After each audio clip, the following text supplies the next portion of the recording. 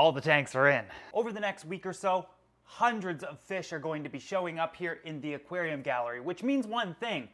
We need to get a move on with setting these aquariums up. And as you guys know, we have 10 120-gallon aquariums to set up. Today, we need to start setting up at least 2 of them. By the end of the week, I need 6 of these up and running. The most important thing we can focus on is one thing at a time. Let's not get overwhelmed. Let's approach these by doing one thing at a time. It's not going to be that complicated. We're going to install a background, install the aquarium into the racking system, get the plumbing up and running, install equipment, fill it with water.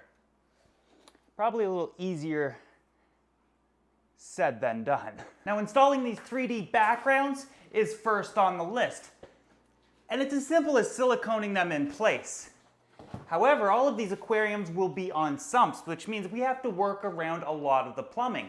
And in this case, the customaquariums.com, the people who made these tanks, also installed their plumbing supplies. We have the H2O overflow and their siphon stopper. Both are really exciting and new to the hobby.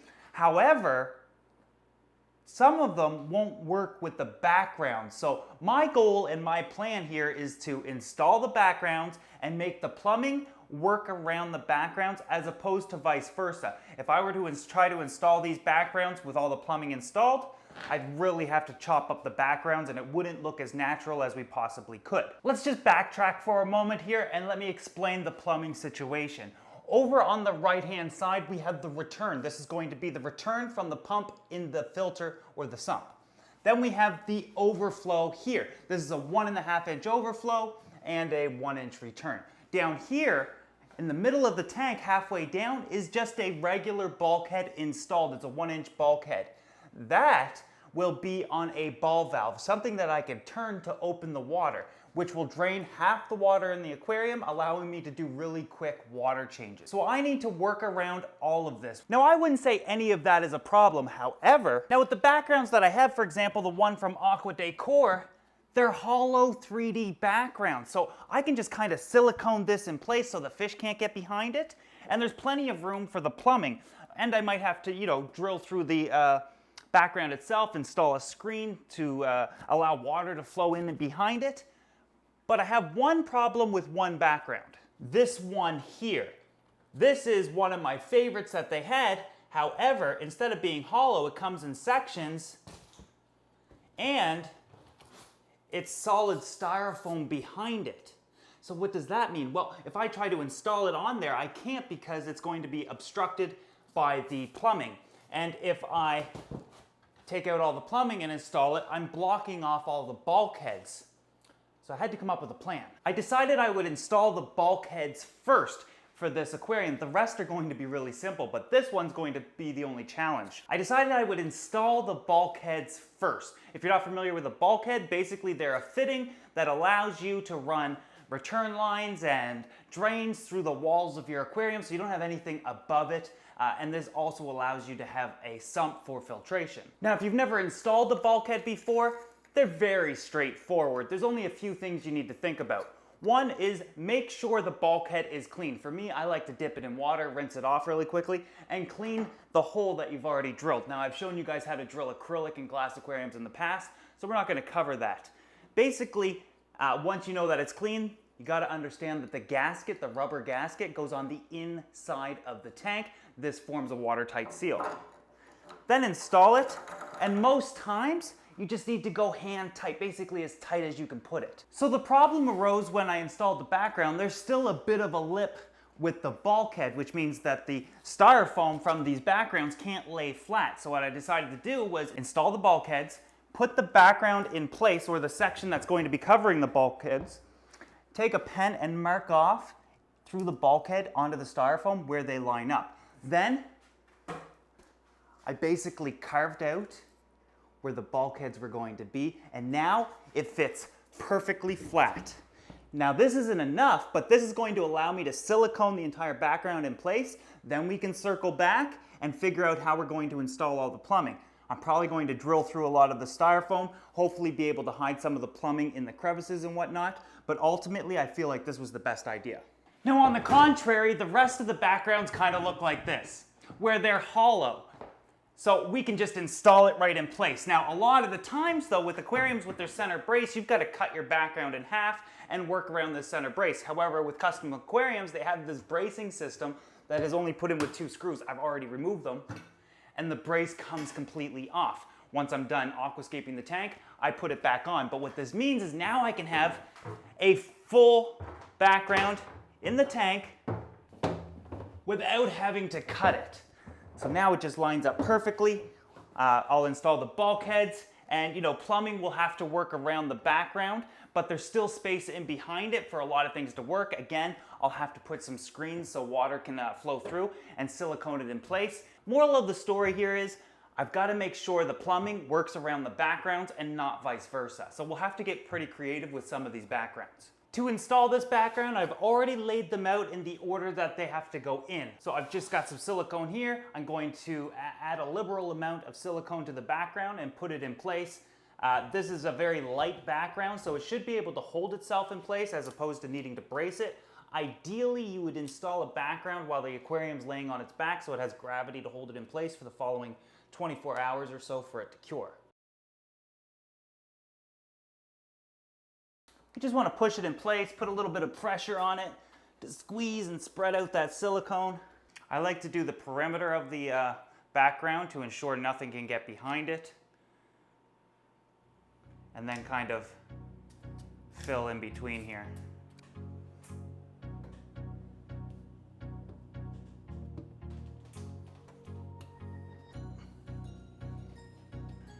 And that's that. I thought it was going to be a little bit more difficult because it is modular. You got to line them up, but you don't have to line them up perfectly. There's plenty of room for play, but as you can see, it looks like one full piece now. All right, 1 down, 1 to go. The rest of these backgrounds can actually sink, so I just need to silicone them in place so that fish can't actually get behind them. So all I'll do is line them up and run a bead of silicone all along the seam. Very simple.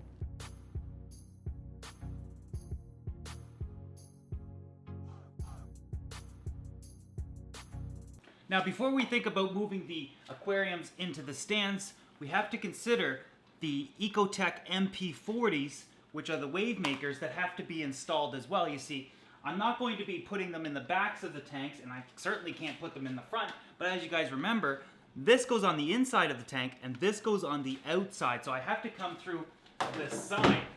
But the side has the aluminum plating surrounding the tanks. So I have to drill through that first in order for the motor to be able to come through that plating and touch the glass.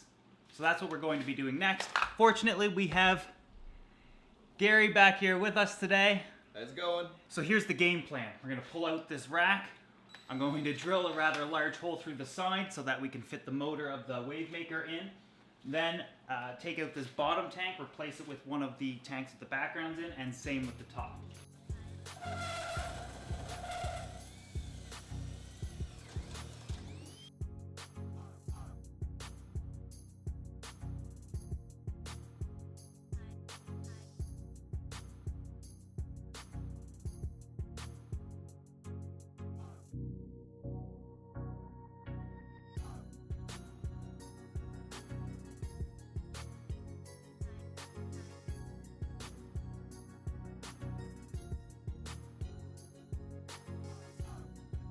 Two down, 8 to go.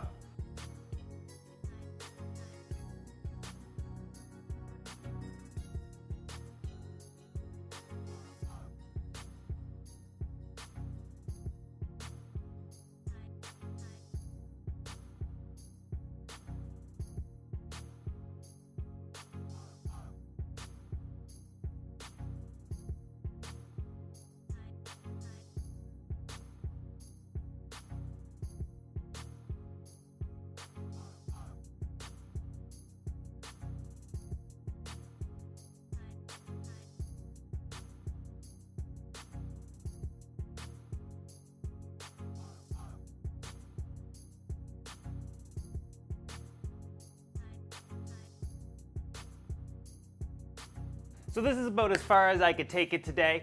Mind you, none of the racks are lined up properly, so it's going to look a little wobbly here and there. I just got a call that said the plants for the 375-gallon aquarium are going to be here tomorrow. And by my calculations, this is a little bit early, but I'm dealing with Jeff from One Fish, Two Fish. He doesn't mess around. He can get me whatever I need pretty quickly. However, that means all attention and all focus now has to go to the 375. Tanks are looking good though, and I'm pretty excited to continue moving forward. With that said, we're really getting down to the wire with needing to get a lot of this stuff done. And just to admit to you guys up front, today is Thursday, meaning that this video will be mostly filmed, edited, and you will see it today. So just to give you an idea of how far behind per se that I am, because plants come tomorrow, fish the next week. So we got to get a move on. But you guys know me, I can get a whole lot done in a relatively short amount of time.